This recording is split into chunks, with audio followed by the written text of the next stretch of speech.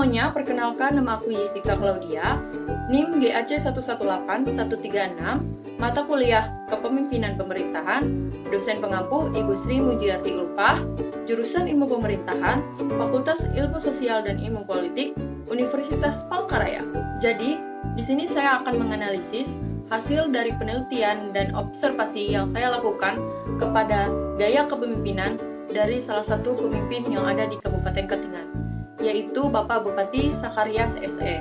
Maksud dari tugas pembuatan video ini adalah untuk memenuhi tugas mata kuliah Kepemimpinan Pemerintahan. Sebelum kita kaji lebih jauh, pada baiknya kita harus tahu dulu biografi dari Bapak Sakarias. Jadi, Bapak Sakarias ini lahir di Tumbang Lahang 24 Oktober 1960 dengan usia sekarang adalah 60 tahun.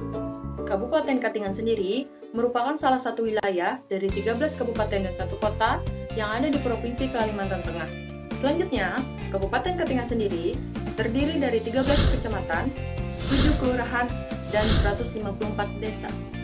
Semboyan Kabupaten Katingan yang diambil dari bahasa Dayak Ngaju, yaitu Penyem Jisimpe, atau dengan bahasa Indonesianya adalah hidup rukun dan damai untuk kesejahteraan bersama. Tujuan pembuatan video ini adalah untuk mengetahui seberapa jauh gaya kepemimpinan Bapak Sakarias terhadap pengaruhnya pada masyarakat Kabupaten Katingan sendiri, yang telah menjabat dari tahun 2018 sampai tahun 2023. Saya menggunakan 4 instrumen untuk mengukur gaya kepemimpinan dari Bapak Sakarias ini. Pertama, ada gaya kepemimpinannya sendiri, kedua teori kepemimpinan, dan ketiga tingkatan kepemimpinan, dan keempat adalah variabel kepemimpinan. Pertama, ada gaya kepemimpinan. Jadi di sini ada 3 gaya kepemimpinan. Pertama ada gaya kepemimpinan demokrasi, laissez-faire, dan juga autokratis.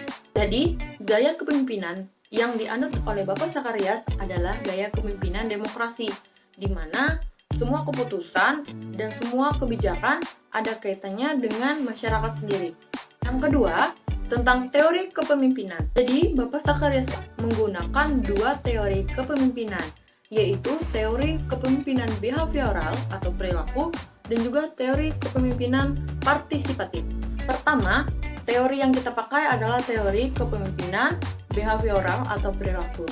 Teori ini merupakan teori yang digunakan kepada seorang pemimpin, di mana seorang pemimpin tersebut bisa karena pengalaman, karena perilakunya. Nah, berdasarkan pengalaman Bapak Sakarias sendiri, dalam pengalaman menjabat dalam pemerintahan dimulai dari tahun 2017, yaitu menjabat sebagai pelaksana tugas atau PLT Bupati, yang kemudian pada tahun 2018 menjadi Bupati Katingan saat ini sampai dengan tahun 2023. Yang kedua adalah teori kepemimpinan partisipatif.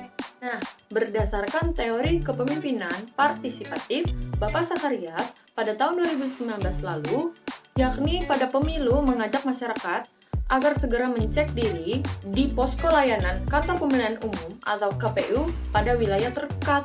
Selanjutnya, ia mengatakan bahwa sebuah partisipasi masyarakat dalam sebuah gerakan cek data diri untuk bersedia datang ke posko pelayanan dengan membawa identitas seperti KTP dan juga kartu keluarga atau KK, itu merupakan suatu upaya untuk meratakan dan melindungi hak seorang pemilih pada pemilu.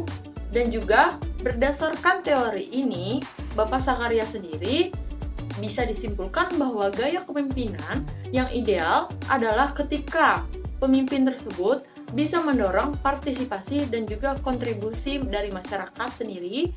Instrumen yang ketiga adalah tingkatan kepemimpinan.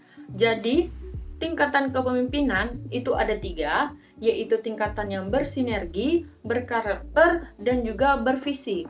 Jadi, karena Bapak Bupati ini merupakan pemimpin wilayah dari Kabupaten Katingan sendiri, maka Bapak ini digolongkan kepada tingkat kepemimpinan dari tingkat kepemimpinan bervisi. Tingkatan kepemimpinan bervisi atau visionary leadership merupakan visi yang bisa dibentuk, dibuat, dikembangkan, serta juga bisa menentukan arah kebijakan dan arah tujuan dari suatu organisasi-organisasi tertentu, di mana Kabupaten Katingan sendiri mempunyai visi yakni bermartabat mewujudkan masyarakat sejahtera, di mana bermartabat sendiri memiliki arti berbudaya, maju, religius, integrasi, berkesinambungan, aman, dan juga terbuka. Nah, di sini berdasarkan teori ini, Bapak Sakaria sendiri telah mengatakan bahwa pentingnya suatu partisipasi dan kontribusi dari masyarakat sendiri. Nah, berdasarkan teori kepemimpinan partisipatif sendiri, Bapak Sakarias telah mengatakan bahwa masyarakat harus ikut turut serta berpartisipasi dan juga saling membantu gotong royong dalam mewujudkan visi Katingan ini. Nah, yang keempat, instrumen yang saya pakai adalah bagaimana variabel kepemimpinan dari Bapak Sakarias ini. Jadi, variabel kepemimpinan dari Bapak Sakarias ini dibagi menjadi 3 variabel lagi. Jadi, sebelum kita masuk ke variabel itu, kita harus tahu dulu bahwa variabel kepemimpinan merupakan pengkategorian aspek-aspek serta juga tolak ukur untuk memilih suatu pemimpin pemerintahan sendiri sehingga mampu menjalankan kepemimpinan dengan baik.